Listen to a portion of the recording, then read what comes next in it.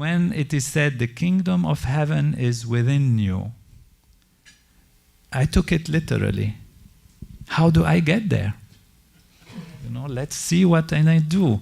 And if it is true, what do I do to get there? And this technique just gave the answer. Instead of looking outside, which is also great. I mean, we want to be wealthy, we want to be happy, we want to have beautiful things. It's absolutely wonderful. It's nothing against this. But it's not going to give us what we're really looking for, ultimately in life. And if this thing is somewhere within me, closest to me, then this technique says, close the eyes and let the mind go towards the inside.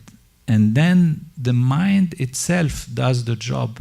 So there is no forcing, no trying.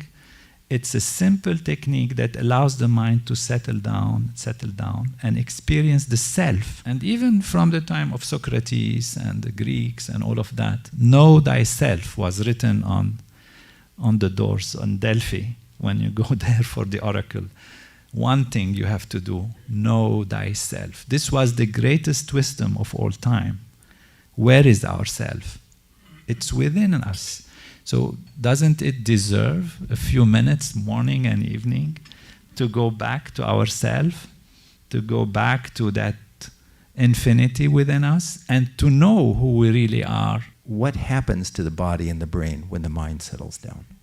Going back to the self is not something of the intellect, it's not something of the mind alone. It's a direct experience of who one is. And what happens with that is amazing. Because when the mind settles, the body settles, stresses go away. And this is why all the research that you were talking about and all the results, the good results on the individual level and on social level happen.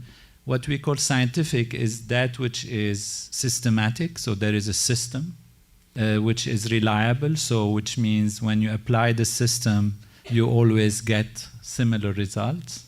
And repeatable, which means when you repeat it under different conditions, you still get the same result. What happens in the brain is what happens in the mind. More and more we have found in science that the mind and the body are not two different things. They are an extension of one reality, which is ourself.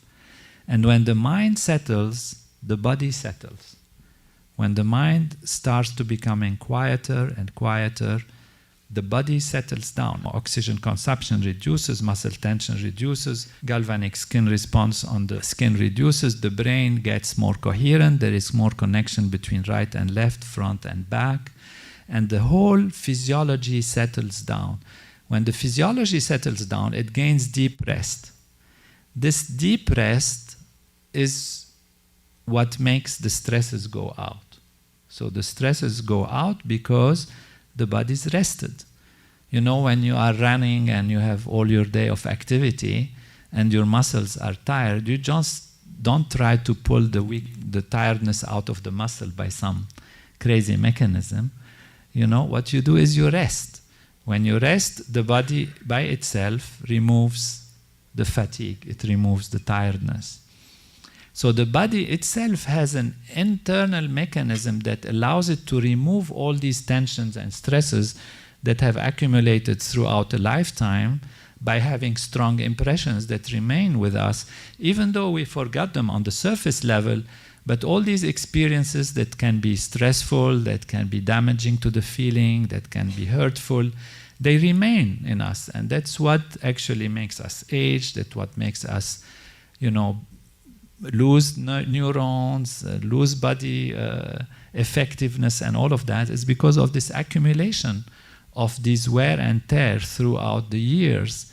The body has a mechanism to remove the fatigue by itself, and since the rest is much deeper than that of sleep, then the stresses that are removed are much, much deeper than what sleep can remove.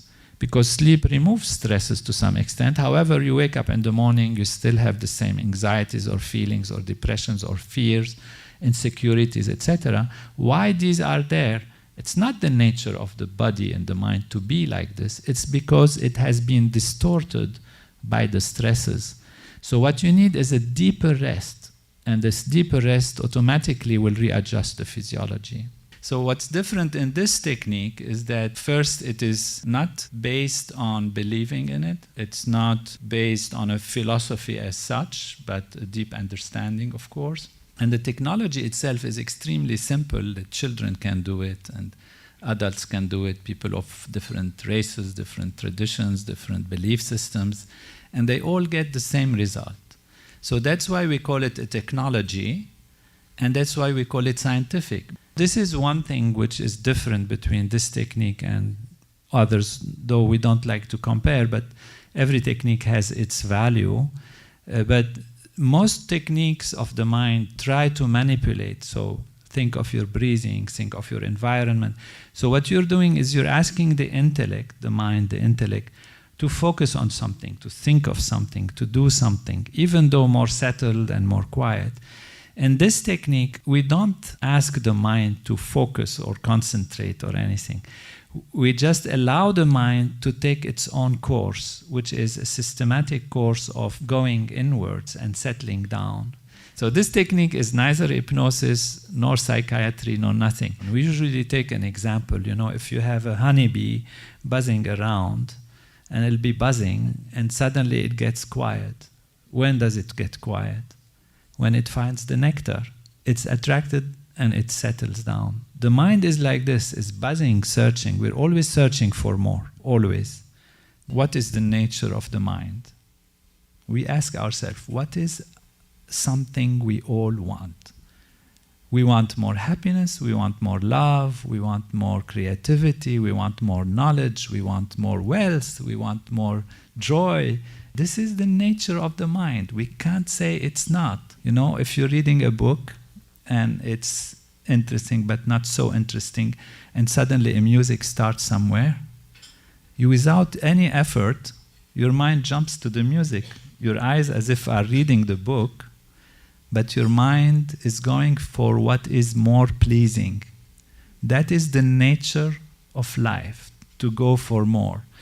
And this technique has one simple paradigm, one simple equation.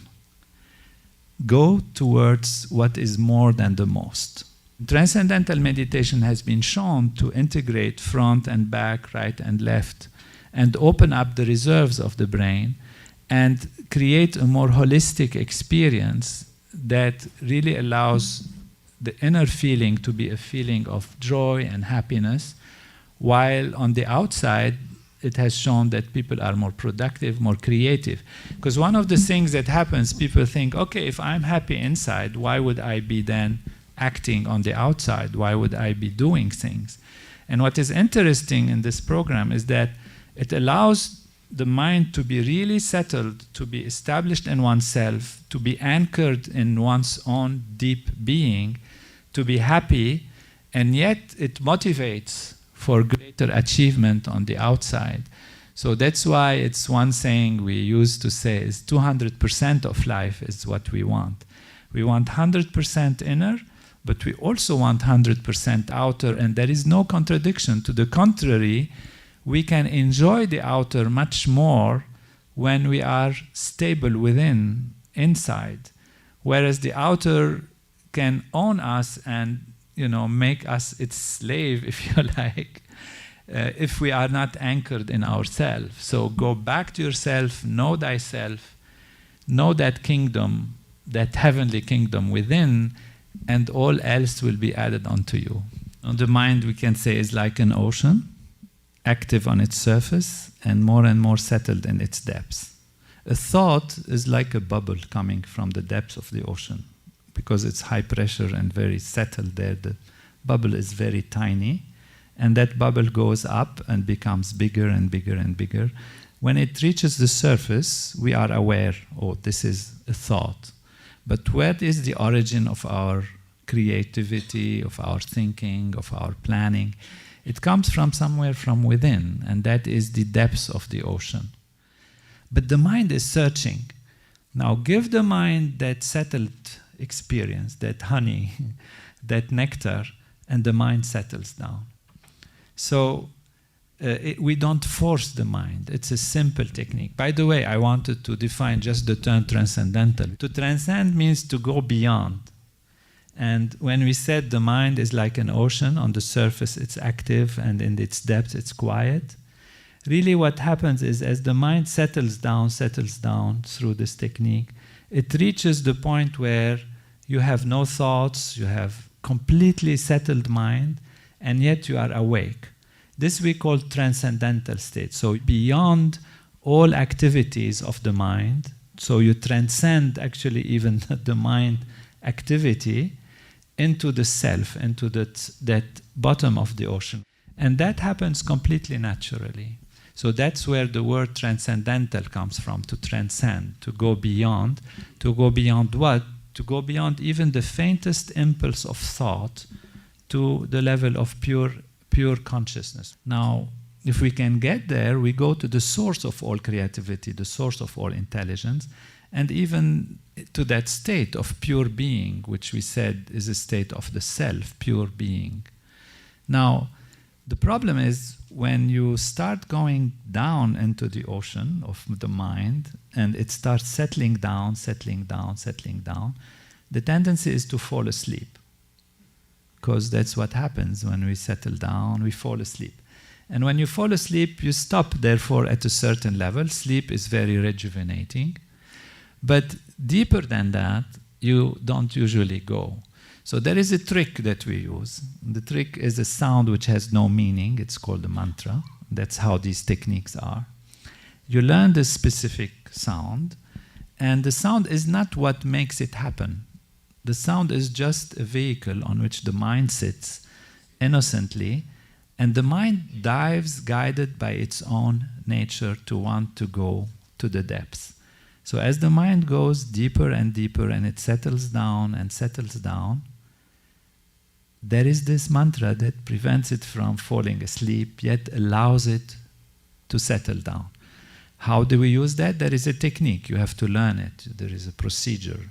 And that's why we need a teacher who is being qualified and understands how to guide the individual. That's why it's a personal instruction.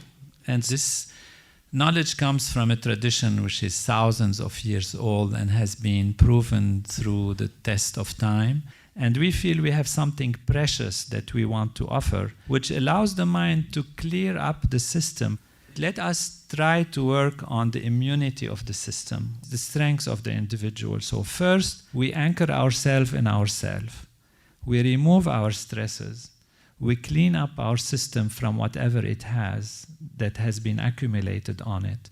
Naturally, our defenses will be more, and the science has shown that the immune system is stronger, the hormonal system is more balanced, brain activity is more conducive to good behavior, because it doesn't just change the physiology, it changes the behavior, it changes the decision-making process. We can also add, even information overload is there. Look at us all, you open the internet, what's the news, what's happening? So we are saturated with this. Is there no time to clean it up a little bit? And so this is what just going back to the self is like rebooting the system. Otherwise the whole software is being manipulated. So even the information is becoming an overload today. And so we need to go back to the self. There is no question.